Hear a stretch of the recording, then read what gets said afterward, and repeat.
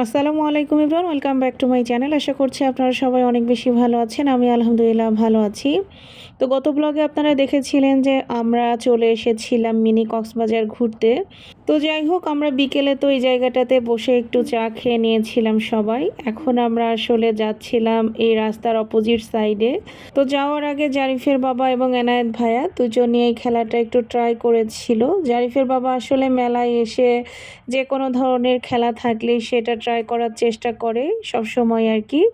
আর এই জায়গাটাতে যেহেতু আমরা বিকেলের দিকে এসেছি, তো আমরা আসলে এই সাইডে এসে ওয়াশরুম খুঁজতেছিলাম। তো অবশেষে একটা পর্যায়ে আমরা ওয়াশরুমের দেখা পাই। তো তারপরে এখান থেকে আমরা চলে যাই রাস্তার ওই পাশে। আসলে এখানে রাস্তার এই পাশ এবং ওই পাশ, দুই পাশ মিলে অনেক বড় একটা মেলা হয়ে থাকে এবং দুই সাইডেই একই টাইপের দোকানপাট। তো তারপরে আমরা চলে এসেছিলাম এই দোকানটাতে। এখানে বিভিন্ন ধরনের ভাজা পোড়া টাইপের আইটেম ছিল। তো এখানে যার যার পছন্দ অনুযায়ী সবাই খেয়েছিল। তো আমি আসলে এখান থেকে পেঁয়াজু আর সমুচা খেয়েছিলাম। তো ওনাদের সমুচাটা বেশ ভালোই ছিল, আমার কাছে অনেক ভালো লেগেছে। তো তারপরে একটু সামনে যেতেই আমাদের ইমরান ভাইয়ার সাথে দেখা হয়ে গেল। ইমরান ভাইয়া হচ্ছে গিয়ে আমাদের খুবই কাছের একজন ভাইয়া। ভাইয়ার সাথে আসলে আমাদের বিয়ের অনেক আগে থেকেই পরিচয়। তো এখানে ভাইয়ার আসলে দুইটা স্টল, একটাতে ভাইয়া থাকে আর একটাতে আপু। তো এখানে এই যে এখন আপুকে দেখতে পাচ্ছেন, আর এই ভাইয়া এবং আপুর সাথেই কিন্তু আমাদের বিয়ের অনেক আগে থেকেই পরিচয়। তো খুব ভালো সম্পর্ক ছিল আমাদের, যেটা আসলে না বললেই নয়।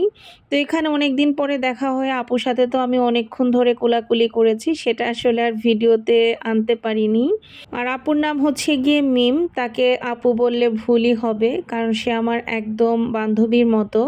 তো আপুর সাথে দেখা হওয়ার সাথে সাথে সে আমাকে এই চুড়িগুলো কিনে দিল এক প্রকার জোর করে। আমি তো আসলে নিতেই চাচ্ছিলাম না। আবার এদিকে তার দোকানের মজাদার মোমো খাইয়েছে আমাদের দুজনকেই। তো আপুদের দোকানের মোমোটা কিন্তু অসাধারণ এবং আপুদের দোকানের নাম হচ্ছে গিয়ে মিফতাস। আপনারা যদি কেউ এই মেলায় গিয়ে থাকেন অবশ্যই এই মোমোটা একবার হলেও ট্রাই করবেন।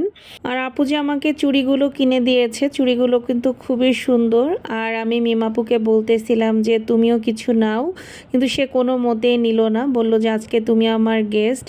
তো যাই হোক, তারপরে তো আমরা বাসায় চলে এসেছি।